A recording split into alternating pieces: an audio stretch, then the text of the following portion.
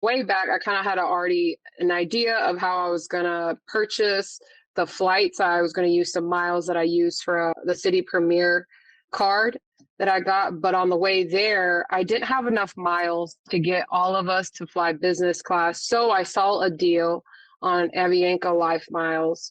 So I bought 47,000 miles, which I paid like $1,500 for those. And then they gave me a bonus of 61,000 Avianca LifeMiles for a total of 100,000 miles.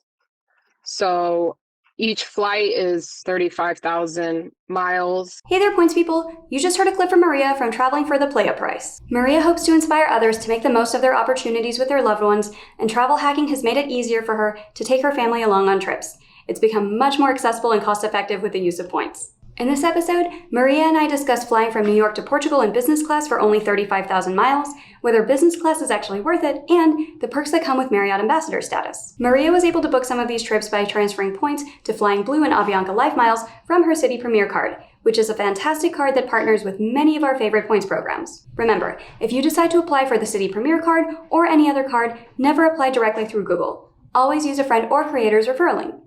If you're interested in supporting this show when you apply for your next card, check out geobreezetravel.com/cards. And if you're not sure what card is right for you, I offer free credit card consultations at geobreezetravel.com/consultations. And we have links to the City Premier card and the free consultation form for you in the show notes as well. And now, on with the show.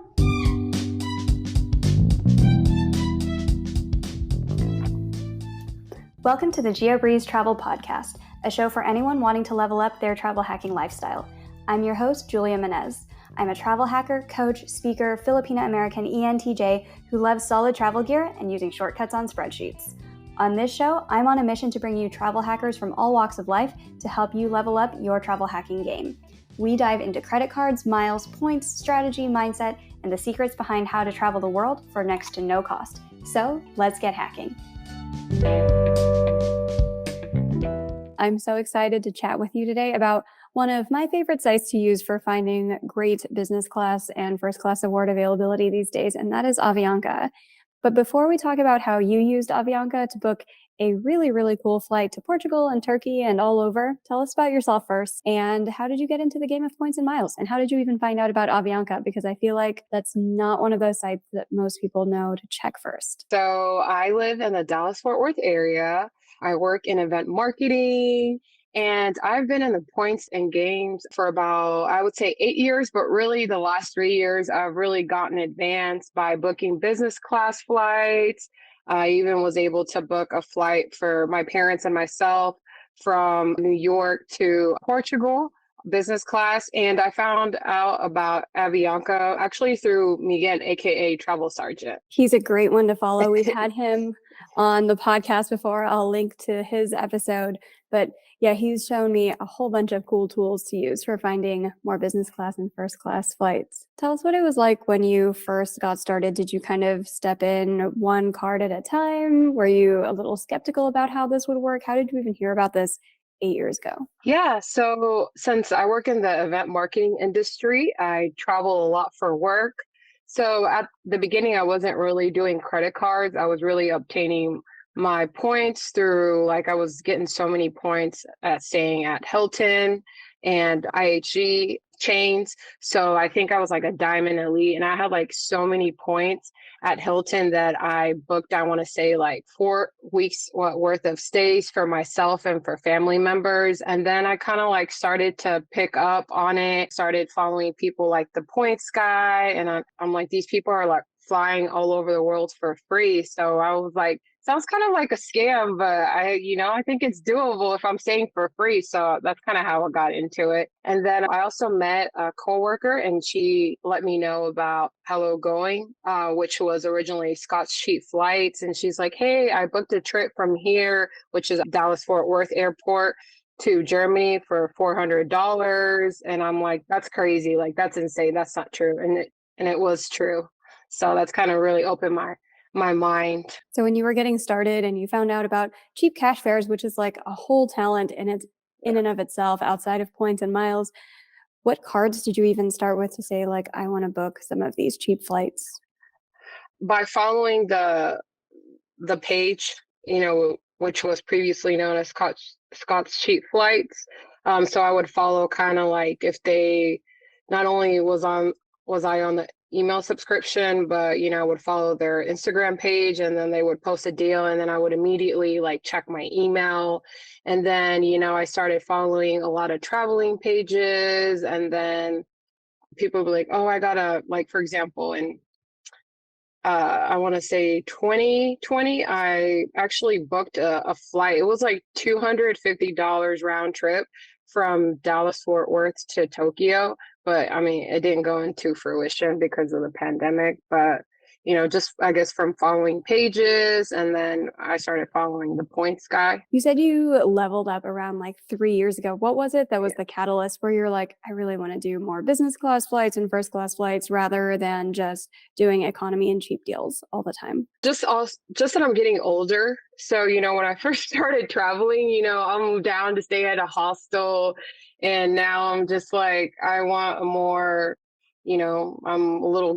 I'm older. I want a better experience. I went to Ukraine with my friend. We went in 2019 and I got a really cheap hotel and like our back hurt the next day. I'm sorry, Melly.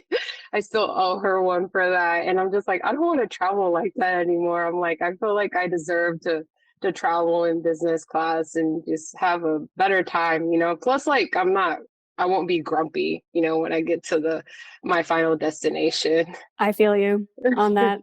I'm only 33, but since I've started traveling in business class, people are like, is it really worth like 4 times the points or 4 times the price sometimes? Because it can be really expensive if you Yeah. don't know how to move your points correctly.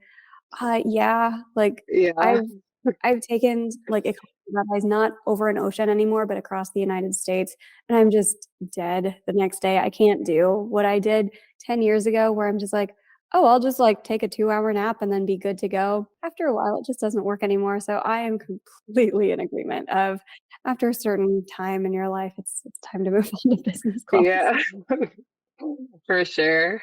So when you were like, "All right, my back hurts. This sucks. I need to do something better." How did you plan out your first business class trip? My first business class, it was actually again through the help of Miguel, aka the travel sergeant. He kind of sent me his favorite routes, and honestly, I could have got a better redemption, but I really wanted to fly Singapore Airlines. Like I've seen people just like talks about it and how they loved their experience, and I was like, I want to experience it. I want to experience business class, and we flew back from Frankfurt to New York business class, and yeah, I was like, oh my God, this is it. I'm meant for this lifestyle. That is a nice one to experience as your Yeah. first business class flight. That'll spoil you for the rest of all the other business class flights, because as we'll discuss, not all business class flights are created equal. But tell us a little bit about your experience on Singapore Airlines and what was it like? Yeah, so when from the very like moment, it's a different check-in. They have like the business class and the first class, and then they have the, as I call it sometimes jokingly, I'm totally joking, but I say the peasant side. And it's just as soon as you get there, they take your order. They refer to me as Miss Reyes, like it was like I was like, oh my gosh, this is awesome. They do the white tablecloth when you're eating, they set the table up for you. They ask you what you want to drink and they present it to you like if you're at a, 5-star restaurant. It's super comfortable. Like they ask you every so often, do you need anything?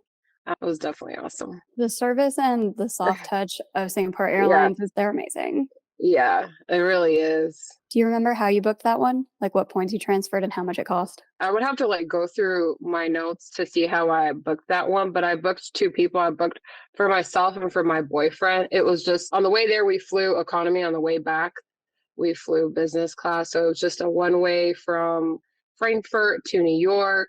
And that one I booked directly on Singapore Airlines. I think I had like a whole bunch of points that I had gotten from American Express Gold card and also an American Express Platinum card. And I combined those points and I had also received some referrals.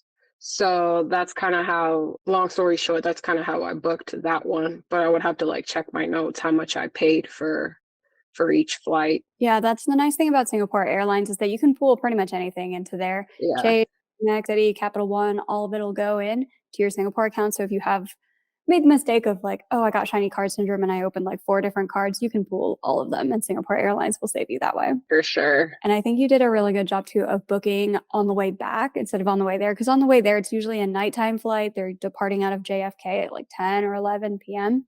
Whereas on the way back, it's departing usually 10 a.m. or so from Germany back to New York. So I don't know about anybody listening, but whenever I am on a business class flight, I don't sleep that well because I'm just so excited to experience everything and to photograph everything, try all the food. Whenever I'm on like a super cramped economy seat, I like to joke that I'm super snuggled, so I just fall asleep because there's nothing going on. I'm like, I'll just pass out and not experience this. So I sleep way better in economy, weirdly. For sure. I wanted to experience every bit of the flight. And like, I mean, I was like tired, but not tired how I've flown, because I've flown to Europe several times before, but not tired like that, where I'm just like, oh my gosh, I feel like I got run over by a bus. Yeah, I don't feel better about myself after I sleep that No. long in economy. My back hurts, but I fall asleep faster. So tell us about how you got into Avianca and how you started booking. Did you already know, hey, I want to book Portugal, or you used a list that Miguel sent you where he probably sent you the, hey, you can fly from New York over to Portugal for 35,000 points? Was that the thing he sent you? Yep, that's what he sent me. And especially just because, I was going to be also buying a ticket for my parents, I figure this is, I wish maybe hopefully one day I can fly them on Singapore Airlines, but this was like the most affordable way to do it, for all three of us at the same time to fly over to Europe business class. Kind of walk us through the process of once you found out about this, how do you physically go about making it happen? Yeah, so kind of on the way, I guess that's another subject, but on the way back, I kind of had already an idea of how I was going to purchase the flights. I was going to use some miles that I used for the City Premier card that I got. But on the way there, I didn't have enough miles to get all of us to fly business class. So I saw a deal on Avianca LifeMiles. So I bought 47,000 miles, which I paid like $1,500 for those. And then they gave me a bonus of 61,000 Avianca LifeMiles for a total of 100,000 miles. So each flight is 35,000 miles. Was that just because it was one of those Avianca sales where they'll do like a 50% bonus when you buy miles from them? They run those a lot. Yeah, they do. And that's pretty much what I use since I didn't have the miles. Well, I'm like, because I looked at the flights and they were definitely out of my range. I want to say like each flight was like $2,400. And I'm like, I don't know, but mom ain't got 2,400 miles to pay for a flight. So this was the most affordable way to do it. So I just ended up paying $1,500 to purchase the miles, and I got the bonus miles. Was it hard to find availability on Avianca? Because this is one of like, I think it's the sweetest of sweet spots on Avianca is that JFK to Portugal leg for 35,000 points in business class. And I have had trouble finding it sometimes in the past. How was it trying to find availability for the dates that you wanted? I think that's why I also chose to book it on the way there versus the way back, because the way there, I couldn't find availability. I mean, on the way back, I couldn't find availability. So it was, I'm not going to lie, I spent some time looking for it because sometimes I would find like one business class seat, and then sometimes I would find two business class seats, but then it took a lot of searching. Yeah, that's I guess how I can put it, that it took a lot of searching for me to find three business class seats. That'll definitely make it harder. And the thing about the sweet spot between JFK and Lisbon for TAP Portugal booked through Avianca, that 35,000 point thing is a one-way deal. You can't get that same deal going from Lisbon to New York. It is only on the way there. So that probably explains how it was so hard finding it on the way back. It just doesn't exist. Yeah, I was like, oh, this is This is a nightmare. But I mean, it was definitely worth it. And then for each, once I booked, once I found availability and I booked the flights, I paid $50 in taxes for each flight that I booked That's not using bad at the, all. yeah. So it actually was really good. I thought I was going to end up paying more taxes because I want to say when I booked the business class flights with Singapore Airlines, I paid a little bit more in taxes, and it was only two of us. So I felt like I got a great deal. That's another nice thing about Avianca is they don't pass on those really, really high surcharges. Like if anybody is flying into the UK, it is notoriously expensive, or flying out of the UK more so. But they don't pass on those taxes and fees, which is super, super nice with Avianca. For sure. Did you guys spend a few days in Portugal, or did you just jump straight to your next destination? Yeah, so we did spend 2 days there because I thought about going straight through, but my parents are a little older. They're 62 and 63.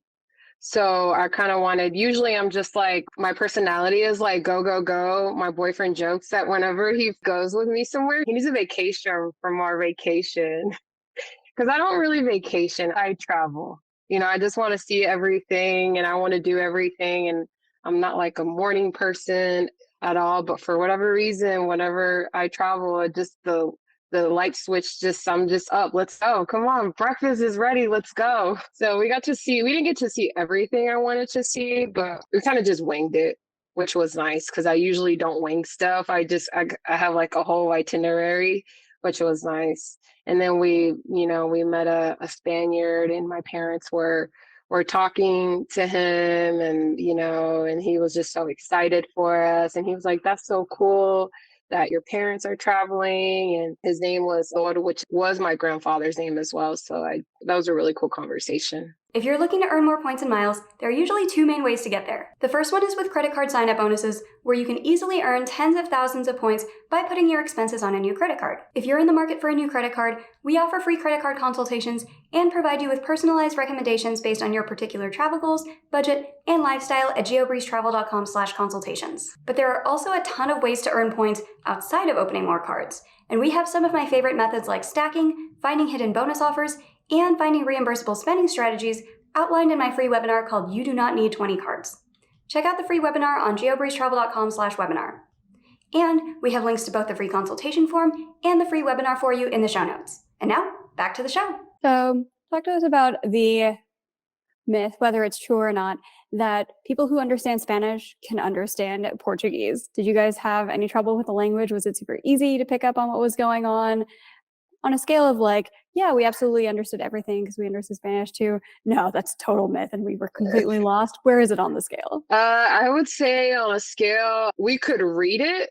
I would say so, like as far as reading, I'd say like a 7. But as far as like understanding people, because everybody has like different accents, I would say like we were kind of at a like 3 or 4 because we would talk with my parents and we're like, oh, I actually understood that guy, and some other people that we met, like I could not understand them at all. So I guess it just like some were like spoke really fast and then some spoke a little bit slower. So I guess it also like depended on like kind of their accents. Kind of like here in the US, we have people that, from like New York or Texas. So we have like different accents. But Italian, definitely, as far as like speaking it, not too good, but as far as like understanding it, I definitely felt pretty confident about reading it and understanding it, like probably like an 8. My Spanish is terrible, and I felt pretty good when I was in Italy of just being able to understand signs at the train station, at restaurants, and what was going on. And a little bit more at ease there than how I felt in Madrid in Spain. People in Spain speak very, very fast. And I like to say that it's weird Spanish because in high school in the US, you are trained to be able to understand what's going on in Mexico or South America. And Yeah. I just don't understand vosotros form at all. Yeah. And yeah, they do speak really fast. My parents went to Spain, I want to say in 2016, and they said they understood it, but they did say they spoke a little fast in Spain for them. So from Portugal, where did you go next? From Portugal, we flew to Turkey, to Istanbul, Turkey, which was like the final destination. And, this trip has We talked about it jokingly. So my parents watch the Spanish soap operas and they always saw like Turkey. Oh, they're, it's like, I guess they're Turkish soap operas. And it was started as a joke that they were going to go drink coffee and tea with one of the protagonists of the soap operas. And then I was like, I think we can do it. It started as a joke. So I'm really glad that this trip went into fruition. And also they're retiring this year. So I kind of wanted to celebrate that for them as well. What did you guys fly from Portugal to Turkey? So from Portugal to Turkey, we flew Flying Blue Miles. And for each flight, it was 10,000 miles. So altogether, 30,000 miles. It was only 30,000 points to fly from Portugal to Turkey using Air France Flying Blue. Yep.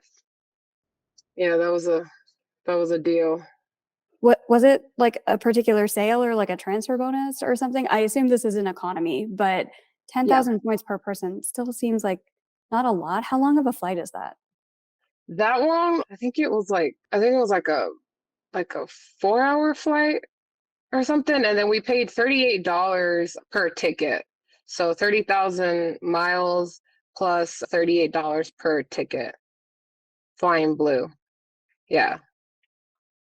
Do you know if is that just the standard price or was there some kind of transfer bonus or sale or something going on? I don't remember that being a transfer bonus. It might have been just like a sale. I think that one might have been just a sale for that one because that does feel kind of low. Flying Blue does often have different promo awards where usually from the US over to Paris, it'll cost like 55,000 points starting to fly in business class or about half that in economy.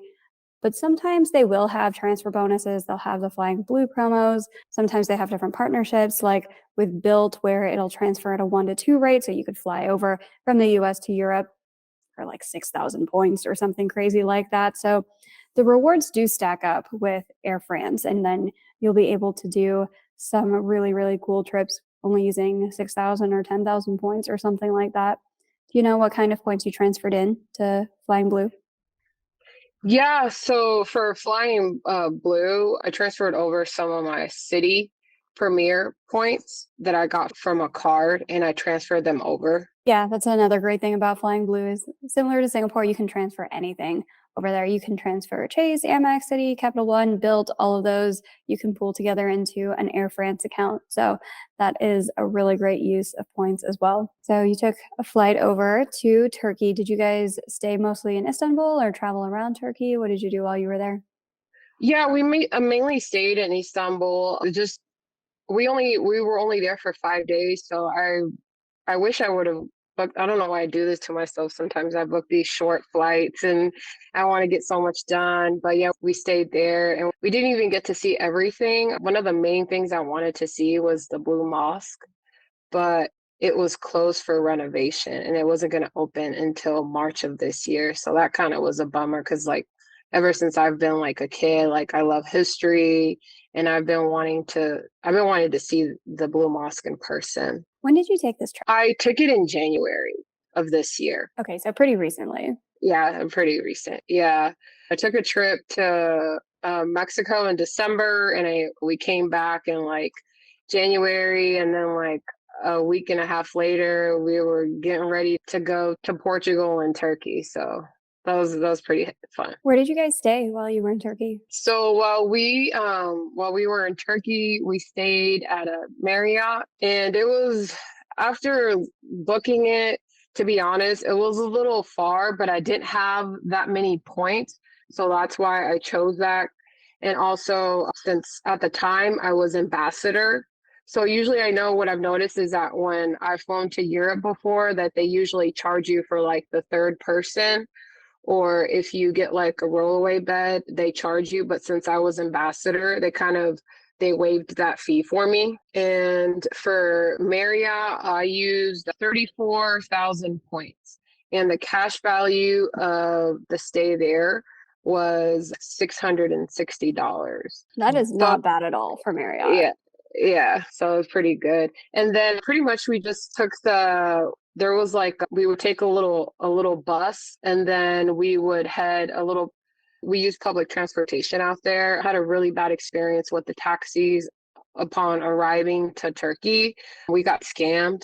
So I just said we're just going to take public transportation. So I kind of would put the route into Google, and we had like a little bus, and then we took a train. The public transportation is like superb in Turkey, but for next time, I think I'm definitely going to stay closer to where everything is, like by the Hagia Sophia, just so it's not so much of a trek, because sometimes it was like 45 minutes to get back to the hotel just from taking public transportation. I always try to stay in the city center too. It can be a little bit more expensive, but that's what points Yeah. are for, and it can save you quite a bit of time because if you only have a few days in a city, you want to make the most of it and not spend a lot of time on a commute. Speaking of getting a lot of points, how did you get Marriott Ambassador status? Is that just through your jobs, or did you employ any kind of travel hacks in order to level up your status? So for that one, it was mainly through my job. That's how I achieved ambassador. And then also like when they would run promotions, I would kind of stay at different spots just to get the promotion. But yeah, that one's mainly through my job. I'm no longer an ambassador. It was fun while it lasted, but I think you really get more when you travel abroad.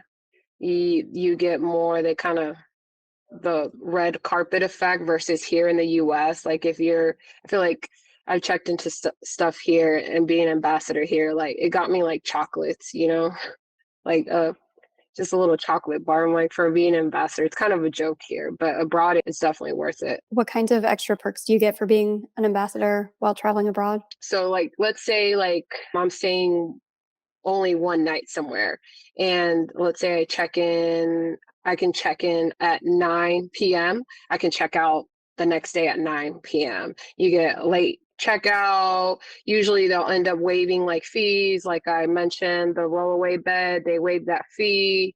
Also, you get to talk to, like, they have an ambassador line. And if you need to update your reservation, you can call them, which I did because I needed to fix my reservation in Turkey to add that. I don't remember what I did, but I called them, and like they answered me right away. The lady emailed me. So it's almost like Singapore Airlines, but for like hotels. Like they're really on it. And like the ambassador line, I really liked it. Does it feel like a super far fall now that you're titanium, I assume? Well, no, because I had been like Titanium Elite before, but I am gonna miss the ambassador hotline for sure. And just that, when you go in there, thank you for being an ambassador. And I am gonna miss that. I'm not gonna lie. Yeah. I don't know if I'm going to reach ambassador because that does require $20,000 of spend each year. Yeah. If you're not really able to hack it with just credit card spend or like taking advantage of promos like I usually do, but we'll see if I ever get there. So, how did you get back? What did you fly and how much did you spend in points? So on the way back, I used some points from the city premier bonus. So I think it was, I want to say like 90,000 points or something that you got for signing up for the card. And I flew Avianca LifeMiles. Each flight was 30,000 Avianca LifeMiles. So for a total of 90,000 Avianca LifeMiles, but we flew Lufthansa. So it was 90,000 miles transferred from city through Avianca to be on a Yep. Lufthansa plane from Istanbul through Frankfurt, I'm guessing. Yeah. Actually, no, all the way from Turkey to Dallas Fort Worth. Oh, it's a fifth freedom flight with Yeah, Lufthansa. They operate a direct yeah, route there. yeah. That's Which awesome. was yeah, Yeah, so for one elevated city premier bonus, you were able to book all three people on an economy directly from yeah, Turkey and back to Texas. yeah, and then for each flight and taxes for that specific flight, it was $120 for each flight, plus the miles that I used. Not bad at all. What was Lufthansa economy like? Or I've gone to Europe, and I really liked their service. And then the way it was only my parents, I sat separately from them. So it was really my seat configuration. It was just me and another person. And then it was just my parents. It was like we were on the sides, which was nice. because nobody wants to sit like to some random person. You want to be sitting like in the middle. Like the middle, I feel like is like the worst spot because usually those are like 4 seats. It's just uncomfortable, especially like to get up to go to the restroom. But no, overall, it was a good flight, except for the kids that were hitting me in the back for a little bit of the flight. And they kept hitting me and they're crying. But I was like, it's fine. That'll happen sometimes. Yeah, that'll happen. Anything else that you would advise people about as they're like, oh, I should look into this Avianca thing? They've got some pretty good sweet spots over to Europe, back from Turkey, all over the world, really. I have a couple of YouTube videos about Avianca. Anything that you found to be challenging with the website or the process or anything where you're like, hey, watch out for this? Yeah, just the availability, I guess. Try not to stress yourself out. Just really, you're going to be able to find the sweet spot. But it's like me, if you're trying to book for yourself and like another person or even two more people, just be patient. Look on there. I would look on there like every day. And then I always try to look at the flight, what it costs without points. So if, like when I tell people, yeah, I paid 1,500 for point and miles, it kind of sounds like a lot, but then when you look at how much each flight is actually worth, like 2,400 each, paying 1,500 versus close to 7,000, it's a lot better. Yeah, I think a couple other things that are confusing about Avianca is you need to go to lifemiles.com, not avianca.com. If you try to look for anything on avianca.com, you just don't find anything. It's all cash fares to and from South America. And they're like, we don't fly to Europe. Like, what is this route you're trying to do? So make sure that you guys are going to lifemiles.com. And then also, I have found, also through Miguel, that seats.aero is really great for finding these different flight availabilities through Avianca, especially for last minute availability. And especially for Lufthansa business or first class last minute availability. They already have a Lufthansa first class finder on seats.aero, which is super, super useful so that you don't have to check every day. So if that is something that you guys want to fly, make sure you check that out as well. And as we're kind of wrapping up here, with everything that you've learned in the last 8 years in points and miles, what would you say is your number one tip for people who are looking to level up in the game? Don't get FOMO, because you see all these people traveling business class and traveling, first class and thinking like, well, that's never going to be me. If you want to travel economy, travel economy. I would say there's no right way or wrong way to travel hack. If it works for you, if it saved you money, if you had a great time, then that's okay. You should be proud of yourself for doing that. Absolutely. I love that. Any travel hacking redemption, as long as it's not for like magazines or a Roomba, is a win. Yes. Or for, oh man, I used to get gift cards when I first started. I'm like, oh my gosh, it's horrible. The gift cards. I would get gift cards. I was like, no, not anymore. 1 cent per point. Oh yeah, horrible. Well, we live and learn and we level up. And speaking of leveling up, can you give shout outs to a couple other people on the internet that you would recommend listeners go follow for even more points and miles tips? Yes. So I would recommend Sierra. She is like, I would say she's so great at booking anything Hyatt related. She just came back from California, I want to say, a couple weeks ago. So Hyatt is like, if anything Hyatt related, she's your girl. Perfect. And where can we find you on the internet? You can find me on Instagram at Traveling for the Player Price. So I post a lot about flights, but I also talk about deals. Like, thank you for that Target deal that you posted about. So I appreciate that. Yeah, of course. Well, I appreciate you so much for coming onto the show and talking about Avianca's sweet spots and your awesome trip to Portugal and Turkey. Thank you so much for joining us today. Awesome. Thank you so much for having me, Julia.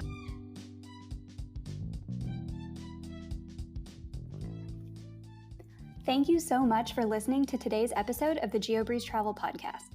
If any of the cards mentioned in today's episode piqued your interest, please check out the links in the show notes for more information on any of the cards. Also, if you apply for a card using the links on that page, I may receive a commission too, so please and thank you. P.S. I hear the links work better in Internet Explorer or Safari, and sometimes the credit card applications tend to glitch out in Chrome. Additionally, it would mean the world to me if you could subscribe to this podcast, leave a 5-star review, and share it with a friend. And if you would like to make even more travel hacking friends, please sign up for the Patreon to access our monthly masterclass hangouts.